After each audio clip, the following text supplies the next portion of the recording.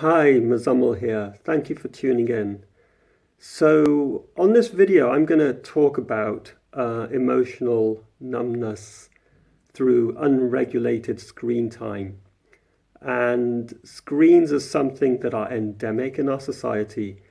And I was speaking with a fellow therapist, an emotional healing therapist, who we both shared that we ourselves can actually feel emotionally numb when we spend a lot of time on screens.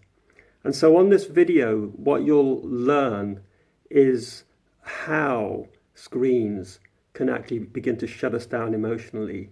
And also, I'll point you in the direction of a basic solution, which I hope to expand on more in the follow-up video.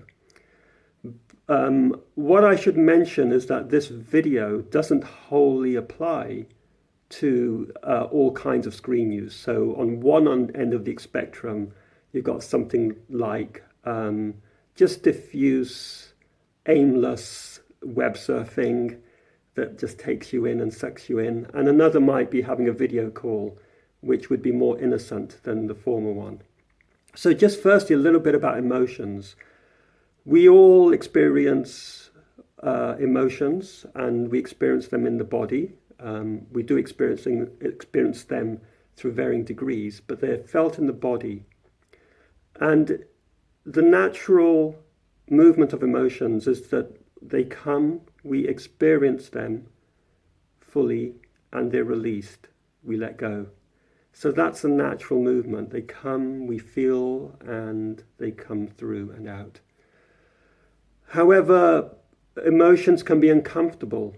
They can be painful, and so we can have a tendency to avoid them. And we all end up adopting strategies to avoid emotions that are painful. And society also plays a role in this by not being okay with certain kinds of emotions. So we may, for instance, just distract ourselves and get busy and not want to feel what's going on in here. Maybe busy with work or some other activity. Or maybe we take a substance to numb ourselves emotionally. Maybe smoke a cigarette, light up, or move forward for a drink of alcohol in order to numb emotions. Or maybe even a stronger substance than that. So there's various strategies we can develop in our life so we don't have to feel what is difficult. Now, one of the things with screens is that when we're in that world, we're moving from the bodily experience to the very mental experience, typically. We're moving into a world that is taking our attention from one thing to another.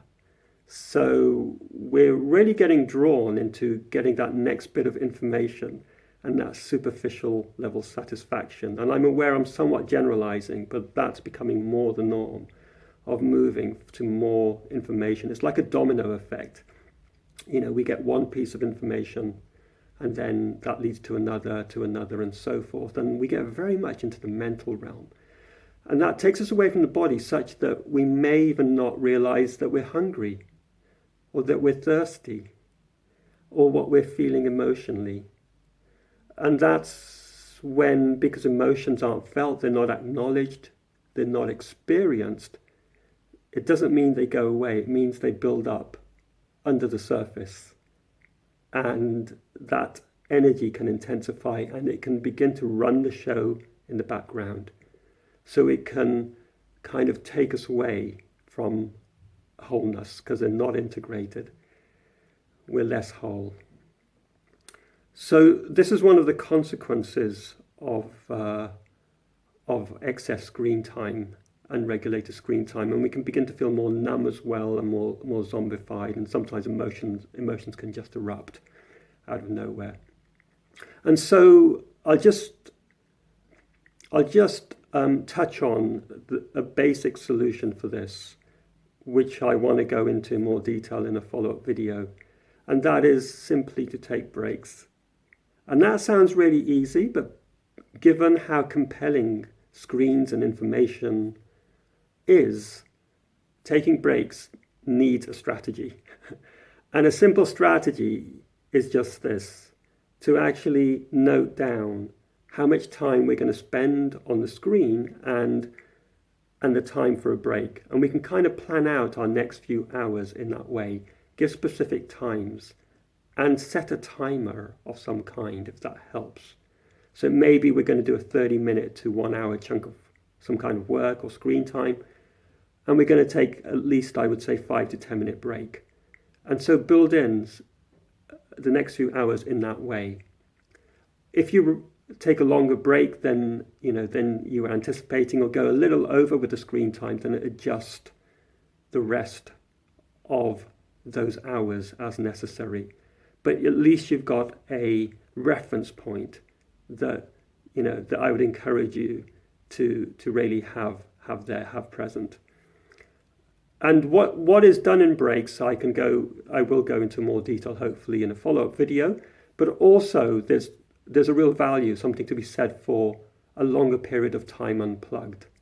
So maybe half a day with no screens, or maybe a full day, or maybe several days out in the wild, for instance, out in nature, if that's possible for you, just away from that world of mental screen activity.